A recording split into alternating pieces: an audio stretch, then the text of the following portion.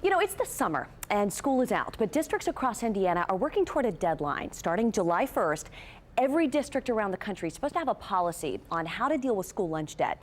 Sounds simple enough, right? But how districts have handled this issue up to this point has caused a lot of controversy. When kids don't have lunch money, the districts lose out. So districts nationwide are carrying thousands of dollars of debt to their food service division. And in an effort to collect that debt, a lot of school districts have resorted to tactics that critics call lunch shaming. Now, lunch shaming is nothing new.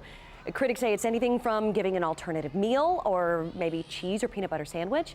It can also involve throwing away the child's food right in front of them, stamping their hand, making them clean lunch tables at the end of lunch, all of which has been documented around the country, some of it even in Indiana. It's such an issue that the state of New Mexico became the first to outlaw any form of lunch shaming this spring. And now a bipartisan group in Congress wants to ban it nationwide. We had a cheese sandwich policy at one of the school districts in New Mexico where they just got 2 pieces of white bread and a slice of American cheese. And it was very evident to the other kids who these children were. This was the fault of their parents for not settling up their lunch debt, and really it got pushed off on the children and stigmatized them in a way that made it harder for them to learn. So if giving a cheese sandwich is bad enough to ban in one state, why isn't it banned in Indiana? I found out the practice is more widespread than you might think. Every child has the right to eat, and they can't learn if they don't eat. From a small Beech Grove lunchroom at Hornet Park Elementary, Beth Skirvin speaks from the heart. For nearly 20 years, she's worked in the district's lunchrooms and now trains other cafeteria workers on how to handle its 3,100 students. When I train the employees and the cashiers, I always tell them, be nice to that child. We're the only ones that do not expect anything from them. We're just there to feed them and show them some compassion. Her point of view is why in 2013, the Beech Grove School District did away with a policy it believed singled out kids who didn't have money to pay for lunch. The policy involved giving an alternative meal. So if a child didn't have money on their account at checkout, part of their meal would be thrown away and they would be given an alternate meal that was otherwise not on the menu. This is what an alternative meal looks like, either just a peanut butter sandwich or a cheese sandwich. Now, the USDA doesn't require a school district to do anything for kids who didn't bring lunch money, but that's where the lunch shaming starts. The USDA governs school lunch programs and distributes this booklet for every school district in the country. It's called Overcoming the Unpaid Meal Challenge. On page 38, it includes a table of discouraged actions, including throwing a child's meal in the trash if they're unable to pay, and serving unappealing alternative meals with low nutritional value as a strategy to embarrass children with unpaid meal debts.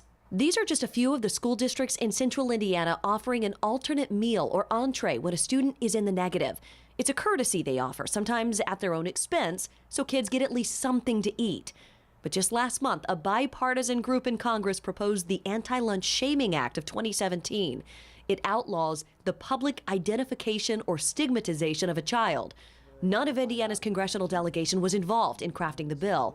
So I wanted to know where Indiana's Department of Education stands on this issue. Lunch shaming is not acceptable by any means, and it's something that we would push across the state and something we let our schools know. I mean, at no times do we want a child to feel signaled out, do we want a child to feel embarrassed by any means. For decades, so-called lunch shaming has happened around the country as a go-to way for a school district's food service to stay in the black. It mainly affects kids whose families fall right on the bubble of the poverty guidelines, meaning they make just enough to not qualify for free and reduced lunch. These are the federal income eligibility guidelines for the upcoming 2017-2018 school year. A family of 4 making just under $32,000 would be eligible for free meals at school. That same family could earn up to $45,510 and still be eligible for reduced price meals.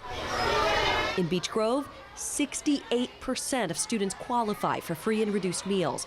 42% of all children in that district carry a negative food balance. How much money is owed right now to food services? Yeah, $124,000 and something. Yeah. Before school let out for the summer, we went to Beech Grove's Hornet Park Elementary. These are actual lunch charges from kindergarten and first graders. Some are low, but in the 5 minutes we recorded video, we found charges soaring as high as $362. Keep in mind, these are only kindergarten and first grade students, and these charges stay with them their entire time in school. What's the highest debt you've ever seen by a student with the lunch? $1,006. Is that current? Yes, What grade? senior. And it has to be paid before they graduate. The debt inspired Beth Skirvin to create a program the district plans to roll out this summer, where they'll ask people in the community to make a tax-free donation to help pay down school food debt. Why don't we ask some of these businesses, some retired teachers, let's tell them, we've got kids that are struggling and hungry, and would you like to help us feed them? The goal is to pay each student's debt, $1 at a time. It's not the kids' fault. The kids need that hot lunch. Well, there's actually a law in Indiana. It requires public schools to pursue collections of outstanding debt, and that includes using a collections agency. For Beech Grove, for example, the cutoff is $50. So at the end of the school year, the parents of any student with a debt above $50 goes to collections. If the agency is successful at getting some of that money back, 97% of whatever is collected goes to the district, while the agency keeps the other 3%. It's their fee. Well, some other districts have a much lower threshold. Here's an example. Hamilton Southeastern, Franklin Township, Avon, they all turn negative accounts over that are above $20. Carmel Clay Schools waits until an account is $30 in the negative. So you see, every district is doing something just a little bit different.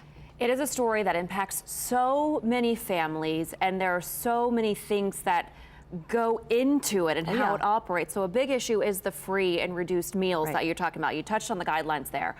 One of the questions that I'm sure you came across during this is, if they do end up qualifying for that, but they still have debt, what happens with that debt? You would want it to be paid off, right? But it doesn't go away. It still belongs to that child. The way the federal guidelines are written is once you qualify, no longer would you have to pay for it. But what is there is there. So the family still has to figure it out, right? So either that's a payment plan for the district, either that's working with the district to try to figure out how we're actually going to take care of it, but the money is there. So the sooner someone can qualify for free and reduced lunch, the easier their life's going to be. And still the child is the one that gets their diploma held. They're the ones who being impacted by that. That's right.